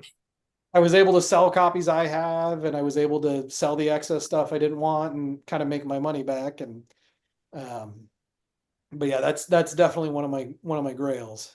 That's cool. beautiful. Nice. Isn't that a great feeling though when you buy a record and it could be something that's not rare or anything, but it's just something that you think nobody else in the world likes this, and the clerk says, "Oh, this is a great record." So something I do pretty regularly, we go out of town. Whenever we're out of town, I try to hit a record store too, because Sure. records are regional. Like you'll find more things. Like we find tons of country here, and when people from New York come, they're like, "Oh, you have this Buck Owens album?" It's like, "Yeah, I got 9 copies. I can't sell them." And like, I'll take all 9. Like, okay. Oh yeah. I mean, it's that kind of stuff. But one thing I'll always do is I'll ask the clerk behind the counter, like, what's really cool that nobody's buying? Like, what would you recommend? Like, I'll tell them, like, I have a pretty extensive record collection. Like, what do you recommend? And I've gotten turned on to some. There's a band called The Chats out right now that I really like. I got turned on to them at a record store where the person behind the counter was like, "Oh, check out this EP by The Chats." And um, I got turned on to a blues musician named Joanne Kelly from a record store in Tahoe. The guy's like, "Yeah, I got this. It's kind of cool." Oh. And it just, I feel like that never works for me. So I ask him and I'll listen to it. I'm like, man, this fucking sucks, man. What are you doing? It doesn't always work out. I will give you that. It does. Sometimes you're like, what did I just buy here? But Well, kind of a pretentious cunt too, though. Yeah. So I agree with that. yeah. All right, last one, Clark. What do you got? All right. Well, so you guys have these extensive stories. You collecting expensive records, and I have different stories. I'm like the everyman for this group. So As you have that $300 record behind you, just staring at it. Yeah, I got that one, and that's prominently displayed for you. But yeah, so I don't have all the same stories. I'm not, I haven't found this, this rare pressing or what have you. But this album was another. I think all the records I showed are probably old from when I was a kid. So this record I bought when I was a kid. I saw this band in support of this record. It was my first concert, and I've had this forever. This isn't the Grail record, but for some reason I got this wild hair. Maybe it was because during COVID I was sitting at this desk for 2 years. My records are back here. I was listening to them. I was probably, distracted from work, looking at Discogs, doing other stuff. But anyway, I got this weird hair, and I said, okay, I'm gonna buy all the copies of that record, all the versions of the cover. So I got the red one, I got the blue one, I got the green one, and I got the yellow. I got the yellow one. So I mean, that's one of those completist things that Tony was talking about. For some reason, it just kind of hit me. It's one of my favorite records. I love the music, but it's also the story. It's my first concert. I have these awesome this epic tale of from the day we heard about it to the night through lots of firsts during that time. And so for some reason that just hit me. Not back then, but a couple of years ago, I was just like, man, I love that record. I want to display it, but I don't want to hang mine up. Well, how about why don't I buy all the, why don't I find them all? So, luckily there's only 4. So, I didn't have to buy a dozen records, but those I definitely sought out and found one at a time and put it together kind of like a little set. Doesn't synchronicity have like 50 different versions? I don't I know. think so But too. This is the first record, so I only found 4, so that's good. Yeah. I think Synchronicity Synchronicity has maybe like has more, yeah. But that wasn't the first one I heard. So That's right.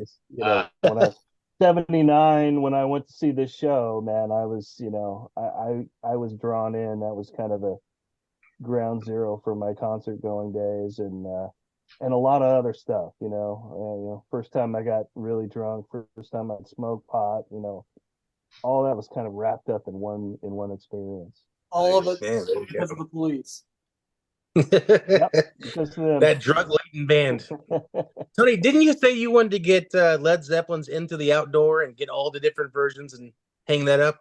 Well, it's funny you mentioned that because that was kind of like a Grail sort of thing when we do the true Grail, the things we don't have, because that's something I probably could have achieved fairly cheap with used records to get all the different In Through the Outdoor covers and maybe make like a, not a collage, but like a big framed, because it's if you're not familiar, it's different viewpoints of the same scene in a bar. So one is the bartender's perspective, one is another patron's perspective, but it's all the same scene in a bar. And I thought that would be kind of cool to display that. And I want to say there are 8 variants. Steve, when he watches this, is going to cuss me out for not knowing that exactly. So you'd have to buy at least 8 copies, get the inner sleeve out, hopefully get the scene you want. Just display the brown paper in every one. Yeah. Exactly. Tell everyone that it's all there. But even as we're talking about, the vinyl, revolution, or whatever you want to call it, even at the beat up, scratch to hell price, it's kind of priced me out of doing that for fun. I would have to, just get lucky at swap meets or whatever and buy $2 copies and hope the inner sleeve is good. And you were mentioning Synchronicity too. I think that does have variant covers, and I think it's just a matter of the order of the colors. It's like red, yellow, and blue, I think, and then I think there's a different strip of photographs. No, because I think I was reading there's one that's called like the gold version. It has like a gold stripe, and that one's worth like a lot of money or something. Oh, okay. Yeah. That's a band that I really missed the boat on when I was in high school. I was such a metalhead, had my heavy metal blinders on, that I didn't appreciate them. I think they're just incredible musicians. Oh, phenomenal. Yeah. I love the Police. I did see the sticker I wanted to get from my hearse. It's like NWA fuck the police. So it has a picture of the police and it says fuck NWA. Perfect. You need it. Yeah, man. I turned into a metalhead, but before that I was it was all about the Police and Blondie and Pretenders and all that stuff. But then I got infected and I had the same blinders for many years. Yeah. All right, Jake, what's your last one? All right. So luckily I never had blinders. I listened to all types of stupid shit, and I still listen to the same stupid shit. So this one's gonna be a threefer because these are some of the rarest things I have, and some took me forever and ever and ever and ever to get. So let's start with this cassette tape. I just got this, and this is kind of like the reason I was thinking, oh, Grails, because I just got this. This is called Mentors. All 3 of these are Mentors. This is Houses of the Horny. So this, if you open up the tape and it says demo tape only available at 94 tour. So they just got kicked off of Metal Blade Records because El Duce went into the studio demanding more beer money from the owner. He said no, so he pulled his dick out and pissed all over Brian Siegel's desk, and he subsequently kicked the band out of the label. And shocking. But at that same, was that? It's shocking that they wait. So, I can't believe it. Yeah, so I think that's a reasonable response. I mean, beer money. Yeah, Come on. So, and there's a lot more to it that goes into it, but that's good, the overall. Well, anyways, so Al Jorgensen from Ministry just got Revolting Cocks together, and he had called them and said, hey, I want you guys to tour with me. And they had no records because they couldn't get them from the label.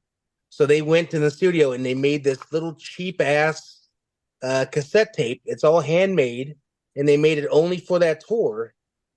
and they sold it only at the tour, and it has multitude of different variants because they would just go and photocopy them, cut them up, and put them out and sell them.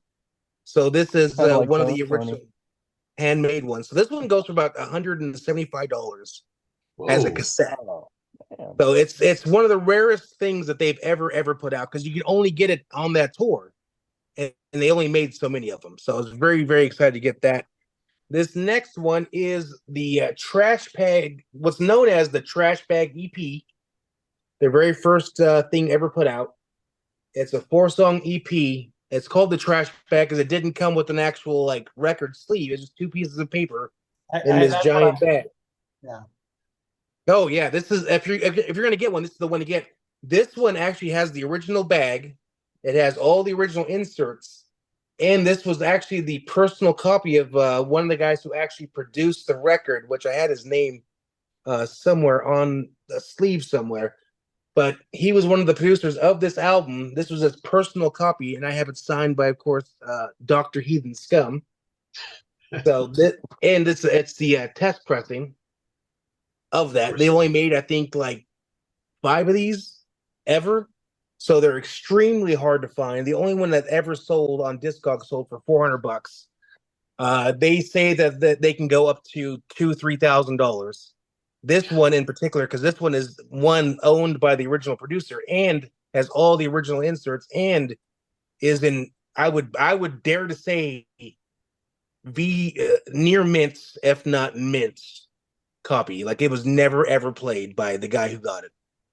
So I was very excited. And then this last one, play it. What's that? I'll tell you something, the producer won't play it. Oh yeah, I guess. Yeah. I mean, who knows? I play it, but A and test this last press scene one, that wasn't tested. That's weird. what are you gonna do, right? So this last one is probably the rarest and most expensive thing that I have, and that is a Mentor's acetate of their Rock and Roll Live album. So even the members of the band have never ever seen this. When I brought it to them, they were just geeked out that someone has this. And the acetate, if you don't know, this is what they use to make the plates to press the record. So this is made, the plates go around it, and so that's how you make the lacquers from this exact thing. So every copy that they have, this is going to be the purest form of the sound wave, is this acetate. It's actually on a metal disc with the wax on it. It's not meant to be played. In fact, you're not supposed to listen to them at all because they can only get played so many times before you rub the wax off. And of course, this is also signed by the good doctor, Mr. Heathen Scum. So, yeah, it was funny. Someone had this on Discogs. That's something they owned. It wasn't even for sale, and I just hit him up, and I'm like, "Hey, I really want this." He's like, "Oh yeah, not for sale." And I was like, I understand. I wouldn't sell it either. And then 4 years later, he just messaged me. He goes, "Hey, weren't you interested in this thing?" I'm like, 100%. He's like, "Oh, I'm thinking about getting rid of it. Are you still interested?" I'm like, and I was thinking in my mind, I can't go more than $300. That's the max I will go. This record is 300. And he's all, "I'll tell you what, you send me $70 and it's yours." I was like, Oh, God. I've never seen $70 leave my hands so quick. And yeah, and I got it, and it's one of my prized possessions as far as actual media goes. Mentors, I have all types of crazy mentor stuff, but That is cool. What was that? You can see it in the back. Oh yeah, well those are some of the hoods, yeah, for sure. But I have like one of the last beers owned by El Duce before he got hit by the train. I even went to the spot where he was killed, and I pulled out the railroad ties and had the band sign it. I have this. I have this sign here. So a train crash because Jake had to have. So this is hand drawn by El Duce. He used to walk around the streets of LA with this to get paid 25 cents to make people laugh. It's documented in all the movies. One of a kind item. So I have original like hand drawn flyers that they'd made. And these things sell for thousands of dollars. One just sold for I think $1,500. So I have to say, Very you scared the shit out of me when you had the one cover that's just the two papers and you bent it. It kind of arced like this. I was like, yeah. Little Oh, parlor actually, trick. Luxiness. So that will be my fifth. My amazing mentors collections. All right, Tony, what do you got? What's your fifth? Serendipity was working in San Diego for my employer and would go to, like you said, Andrew, go out of town. You always Oh, the check out Mexican cartel shoppers. sent you to San Diego? Say that again? Mexican cartel sent you to San Diego? Well, I just said I was working. I don't really discuss my job. No, I noticed you left it out, so I was just throwing it in for you, everybody. Well, I'm pretty confident no one's going to see this. So, yes, I was working for the Mexican cartel. All the 70 people that see it. All right, sorry, go ahead. Pablo So, Escobar leaves. No. Back in the old days, you'd go out of town and you'd get the yellow pages, right? And you'd look for all the record stores and you'd try to. I don't know how we did anything without MapQuest before Google and Google Maps, but so Google's your friend. I was Googling record stores. There was one not far from where I was, and it was like a converted house, and I can't remember the name of it right now, but really, really small. And then the former residents had a detached garage, and that's where all like the $4 and $5 records were. I didn't have time to do that, but I could do the small store A to Z. I really wasn't looking for anything. And if you're like me, you have a wish list, but the minute you walk into a record store, it's gone. I have no idea what I was looking for. I don't know my favorite band's name anymore. It's just all gone. So I just did the A to Z and saw some pretty interesting things, but I got to the M's and I'd Mentors? never seen this before. Huh? You're showing them mentors too? Yeah. I actually do own a Mentors record that Jake got for me, and it's autographed, but I'm too scared to play it. Can't. I'm afraid the house will burn down or something. I own a few mentors. It's a rough sell for some of the people. All right, go ahead. Although, to be fair, Jake played that same record, not my copy, but the same record at one of your spin parties, Andrew, and I was like, oh shit, this is fucking rocking. It's disturbing, but it's. So I get to the M's, and I don't want your herpes too. I bought this when it came out on cassette, based on a little tiny blurb in like a circus magazine or something, and I thought that sounds interesting. I did not know this was the tip of the spear for desert rock and whatever we come to call doom rock. It's Masters of Reality, the first record. This is a I don't know if you can see it, the gold stamp, promo that they send out to the stores for in-store play or radio stations. It's got the hype sticker right on the jacket, which not my favorite, but it's still kind of cool. $40. I thought it was really affordable, and for a record that's in my top 5, there was no hesitation. It looked great. It sounds great. And like I said, it's just one of those things where super tiny little store. There was more furniture than there were records, like lounges where you could listen to records and stuff. It was really cool space. That store's still there. I was just at that place. Like, so you know what? It's like, I think it's in a place called it's almost like Tower, like it's the hill downtown area. Yeah, but it's it's kind of a bohemian space in town. A lot of cool shops and restaurants and breweries, and like I said, total serendipity. Wasn't looking for anything. Couldn't remember what I could possibly be looking for, and why they had this record. I have no idea, but I'm glad I have it. Very nice. And they still have a garage with all the stuff in the back. I think I bought your repress that you had off you. You did, and it's funny you mentioned that. I was just thinking about that the other day. The repress came with a copy of the live record, How High the Moon, which I don't have separately on vinyl. It's kind of like, maybe I should have kept that. All right, so my last one again is a really well-known title. I think you'll see it on tons of collectors lists, but it's this specific copy and kind of how I came to it. So as I said, I started buying records in my middle school years. I was like 13 when I started buying records, but I was going to the Raging Records here in Visalia, not the one in Fresno, and everything was $2-3. So you didn't find crazy stuff. And I think I've shared the story before. I remember buying, I think it was the first Allman Brothers album, like 2 or 3 David Bowies, T-Rex, Electric Warrior, and Pink Floyd Metal. And I want to say Hendrix, Axis Bold as Love was in there, and I paid him $75 for all. And I was like, oh my God, that's so much money. I've never spent so much on records because I was paying $2. And so I'd been going there for years. I'd been buying this stuff, and it was my birthday. And my girlfriend at the time said, "What do you want to do?" And I said, someone told me there's this record store in Fresno. What if we go just check it out and you buy a record or two for me? Well, it can't be that much. And so we ended up at Spinners, and it's the first time I met Gary, and I think I was turning 20 or 21. And there was always some things I was looking for, and I kind of chatting up with Gary and just what's going on. And I said, "Hey, I'm looking for these albums specifically. Do you have any?" And one was Captain Beefheart's Safe as Milk, which he did have a copy of, and I picked up. I think I paid $18 for it. And I was like, all right, cool. It wasn't a first press, but it was one of the later Buddha presses, which now go for quite a bit. And the second one was this album. And I had never seen a copy of it on vinyl until that point. I've seen it since, and I own a few other copies. And basically, whatever he said, to pay, I was going to pay it within reason, kind of thing. But he had John Coltrane's "A Love Supreme." So this is actually an original mono pressing. Nice. An original press. And I remember asking him, like, well, how much is this? $30. Cool, $30. I'll take it home. This goes for like $1,700-$1,800 now. Oh my God. It's crazy.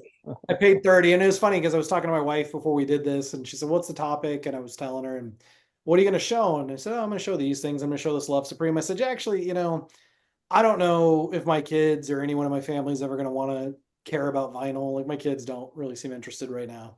They're young still." I said, "But this is one of those things, like, I definitely think, if somebody's interested, we should hand this one on down. Like, this should be a family heirloom." And I said, "If not, when I die, sell it and go on a vacation to Hawaii or something, have a good time. Let it go to someone who loves it." But it was this, and it's in nice condition, VG plus, excellent, like very clean, a little bit of hazy in some points, causes some light background noise in quieter passages, but like I had never been able to find one. And it was just this, and at the time, I didn't even realize what I was buying. Like, I didn't know enough about pressings and mono versus stereo. I just said, I want this album. And I picked it up, and it's one of those things. Like, I can't believe how I came onto this. I can't believe that I have it. And ever since then, I mean, I was a devoted Spinners, shopper. And I think the crazy story here, and Jake, I don't know if you were around at this time quite yet or not, but when Don bought it, Gary just had so much crap in the back. I think I met Don a couple years after he bought it. Yeah, he did like a huge sale, just blowing stuff out. And I remember I wanted to buy 5 things from him, and I didn't work out. I don't think I had the money. I think it was my fault. I didn't have the money, but he had the first 4 Black Sabbaths on the Vertigo label, and he had a British pressing of Ace of Spades, and I wanted to buy all 5 of them.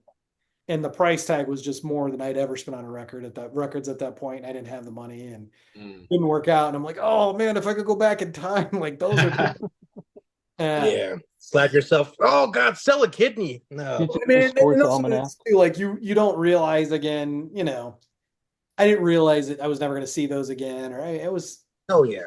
Hindsight is always 20/20, right? Yeah. And so this is just one of those kind of cool ones, and nice copy, like I said, and I've cleaned it. It's beautiful player copy, and just glad to own it, kind of thing. And there you go. Very, very nice. Specific Tony, I will say that I'm shocked you didn't bring up that Boogeyman record, the test pressing. Well, we could dovetail onto that too. That Jake, I still haven't made good on that. It's still kind of on a promise, but yeah, Jake graciously gave me a test pressing of an offshoot from Masters of Reality called the Bogeyman. It's the guitarist who's featured on this first record alongside Chris Goss, of course. And it's very reminiscent. It's a little bit more mainstream, but it's way out of place for the time. So is Masters of Reality. This is totally hair metal. This is 1988, hair metal, and grunge hadn't hit yet. So these bands were way out of place, but maybe ahead of their time in some way, or ahead of their time, but also rehashing that 1973-74 guitar oriented stuff. But yeah, the Bogeyman, that's gotten a few spins around here. The Bogeyman, was that the band that Lon Friend was managing, the music author? That sounds interesting. I mean, I know he was pushing like was it Bogeyman or Bogman or something? Yeah, this one's spelled Bogeymen. Bogeyman. I don't think there was a Y. Oh, I thought it was the Boogeyman.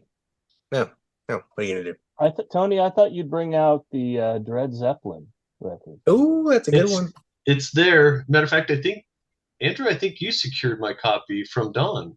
She got it from Don. He had 2 copies. I bought one for myself and got the other one for you. Yeah, and I got the second studio record, I think, online, but that first one I think you got from Don. Yeah, and there's actually a rare version of that first Dred Zeppelin record where, the rare one I believe is the Elvis Pompadour, because the Elvis Presley estate kind of protested. So then I think maybe then went to the Dreads, or maybe I had that backwards. I'm not sure. But I there's think it's Dreads that's rare, but I'd have to.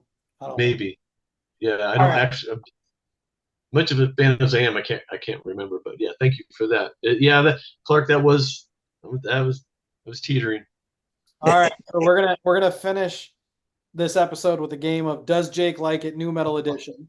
So Clark and Tony and I will give a thumbs up or thumbs down. And once we're all voting, Jake can tell us whether he likes it. All right. And the reason we're doing this is Jake listens to a broad variety of stuff, but within that broad variety of stuff is very, very specific on what he likes. And before we started the show, we were having a conversation about new metal. And I was just shocked at some of the bands. Jake's like, no, that's crap. No, I love that band. You're like, what? This makes no sense. So I just pulled up a list of new metal bands. We'll do 5. So All let's right. start with Korn. Does Jake like Korn? Before Jake responds, everyone give thumbs up, thumbs down. Does Jake like Korn? No. Yes. Yeah. So I even saw him in concert, and I was like, the concert was free, and I was like, man, I feel like I got ripped off. This sucks so bad.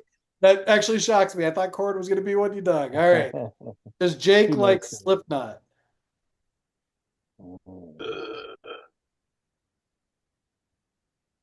Oh, All right, Andrew Tony, I gets tied it. 1-1. Couple All right. tracks that I'll play from time to I'm time, out. but I wouldn't own anything by them. Does Jake like the Deftones? yeah. Fucking hate the Deftones. Again, somebody bought me a ticket to go see them. The whole time I was sitting like, man, I could have been fucking eating lunch somewhere. This is garbage. All right. I can't. I will say, how this I will is say All that right, hold Champ on. was in a Let me side get ready. band with the members from ISIS called Palms. That's really good. So All right. Does Jake like I lost it. Hold on one second. Oh, I had one pulled up. Does Jake like Mudvayne?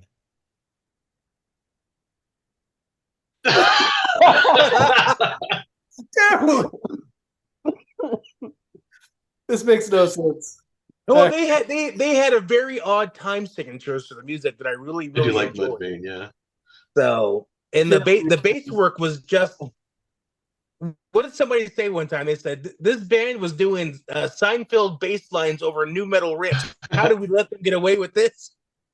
So, All right. yeah, I would say almost all their stuff I like. Yeah. Last one. Does Jake like Godsmack?